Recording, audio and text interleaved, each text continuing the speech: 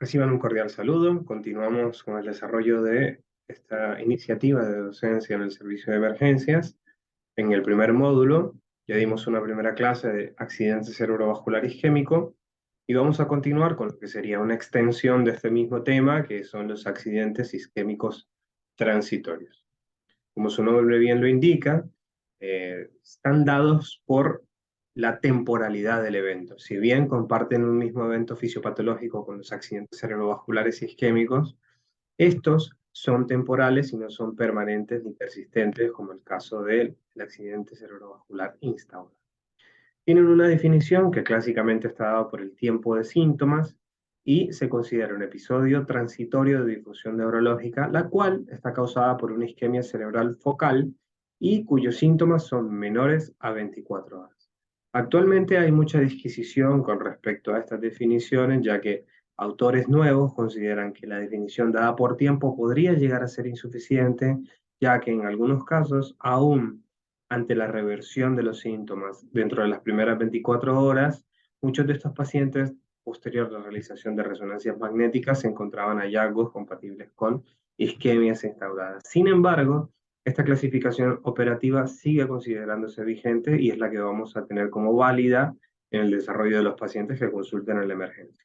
Entonces, repetimos, una oclusión temporal del flujo sanguíneo cerebral, la cual tiene una resolución en menos de 24 horas. Produce un déficit transitorio neurológico que por lo general se resuelve de manera completa y esto configura el diagnóstico de accidente cerebrovascular isquémico o accidente isquémico transitorio. Como principales causas encontramos las mismas que para la ACV: embolia, principalmente por fibrilación auricular o coágulos intracavitarios en los pacientes con miocardiopatía dilatada, también las trombosis in situ propio de las coagulaciones intravascular diseminadas o trombocitosis o trombofilias, los pacientes con disminución de la presión arterial sistémica, más que nada los pacientes que son crónicamente hipertensos, que tienen un punto de regulación mucho más alto a nivel de la curva de autorregulación cerebral, que están acostumbrados a un nivel alto de presión arterial media y los cuales sufren un deterioro rápido o un descenso súbito de las cifras tensionales, pueden tener episodios isquémicos relacionados con esa caída brusca de la presión arterial. Una vez se recupera la presión arterial, vuelve el flujo sanguíneo, se recupera y el paciente revierte síntomas.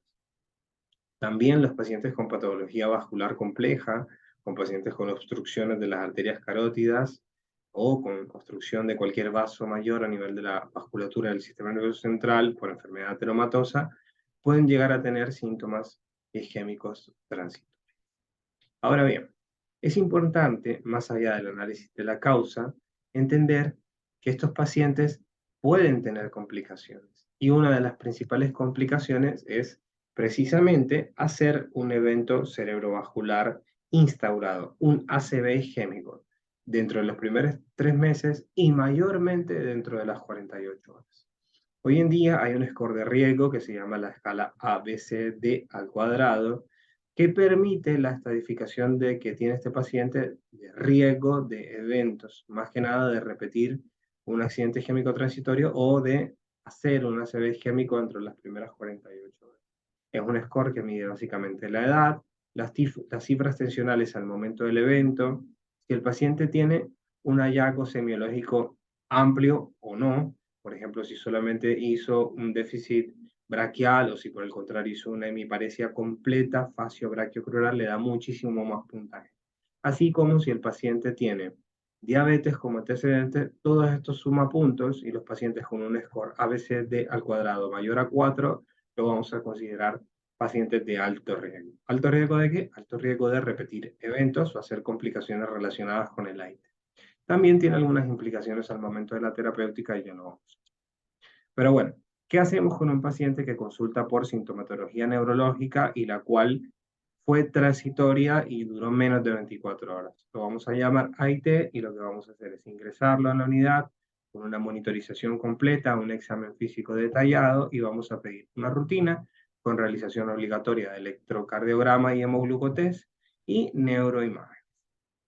¿Qué neuroimagen hacemos? En realidad podemos hacer una tomografía como estudio inicial, ya que nos permite descartar otras causas como hemorragias o lesiones ocupantes de espacio. pero en la medida de la posibilidad, el estudio ideal y el gold estándar para el enfoque diagnóstico del AIT es la resonancia de encéfalo con difusión. Como dijimos previamente, muchas veces estos pacientes, pese a lo transitorio de los síntomas, pudimos hallar focos isquémicos en la resonancia, de los cuales nos va a cambiar el diagnóstico operativo y además puede tener algunas implicaciones en la terapéutica a largo plazo. Con lo cual, en lo que corresponde al servicio de emergencia, debería ser su tomografía como estudio inicial y en la medida de las posibilidades realizar una resonancia con difusión. No de manera urgente ni emergente, pero sí en la planificación del estudio posterior del paciente durante la ablación. Bien. Como dijimos previamente, que podemos tener como diagnósticos diferenciales, ya hablamos un poco de estas crisis por lesiones ocupantes de espacio, pero también algo muy común son los pacientes que tienen migraña, y una migraña con aura o migraña complicada. Los síntomas de la migraña complicada pueden simular un accidente isquémico transitorio. Lo mismo que las convulsiones, tanto el déficit postconvulsivo como la epilepsia como tal, en una crisis focal, podría simular un accidente isquémico transitorio, dada la focalidad neurológica y la transitoriedad de los síntomas. Bien, ¿qué hacemos con los pacientes entonces? El concepto es la prevención secundaria.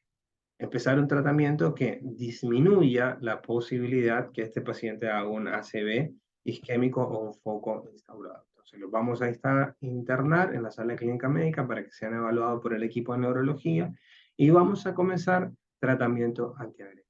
La primera línea siempre va a ser la aspirina, se puede dar una dosis de carga de 325 miligramos por día y continuar una dosis de 100 miligramos diario. Y el clopidogrel tiene también un mayor rol, que su asociación tiene poco beneficio en el paciente con un AIT de bajo riesgo, pero en los pacientes de alto riesgo puede llegar a tener un beneficio adicional. Con lo cual, si consideramos que nuestro paciente tiene un AIT de alto riesgo, podríamos considerar la asociación de clopidogrel, salvo el paciente con alto riesgo de sangrado o con enfermedad dispéptica severa, con antecedentes de hemorragias digestivas, deberíamos ser cuidadosos en la asociación de clopidogrel. Ahora bien, los pacientes, dependiendo de la causa que los llevó al accidente isquémico transitorio, deberán tener un tratamiento específico de la misma. Por ejemplo, el paciente que hace un AIT en el contexto de una fibrilación auricular, preferiblemente debería anticoagularse en base a los factores de riesgo y los scores de la fibrilación auricular, como es el TAP y el TAP. O, por ejemplo, si el paciente tiene una cardiopatía dilatada y tiene un trombo intracavitario, con mayor razón, debe considerarse la anticoagulación. El paciente que tiene enfermedad arterial severa, por ejemplo, tiene una estenosis carotidia y tiene más del 70% de obstrucción, ese paciente debería ser intervenido, debe ser resuelta la obstrucción por una endarterectomía o por manejo endovascular con un stent. Y además deberían tratarse los factores de riesgo, en particular la dislipidemia, y la asociación de una estatina al tratamiento antiagregante ha demostrado beneficios en este tipo de. En resumen, agreguemos a la interpretación de un paciente que tiene un déficit neurológico el análisis de la evolución en el tiempo de estos síntomas. Si los síntomas son transitorios, se resuelven en menos de 24 horas y no hay hallazgo tomográfico o por resonancia de un foco isquémico, lo vamos a llamar AIT. El AIT, ¿en quién vamos a dar más relevancia? En los pacientes que tienen alto riesgo de hacer una ACV en las próximas 72 horas. ¿Quiénes? Todos, y más los que tienen un score ABCD alto mayor a 4. En estos pacientes vamos a ser exhaustivos en la búsqueda de la causa, siempre considerando la fibrilación auricular, la enfermedad arterial y la trombosis intracavitaria a nivel ventricular como las principales causas. También la enfermedad aterotrombótica o ateroclusiva crónica y las coagulopatías como la CID. ¿Qué hacemos? Instaurar tratamiento antiplaquetario, preferiblemente con aspirina en las dosis que ya mencionamos, y considerar la asociación de clopidogrel en los pacientes de alto riesgo. ¿Qué más debemos hacer? El tratamiento de la causa. Y obviamente la internación para el seguimiento por las especialidades correspondientes. Desde ya muchas gracias por la atención prestada y quedamos atentos para cualquier duda o sugerencia al respecto. Hasta luego.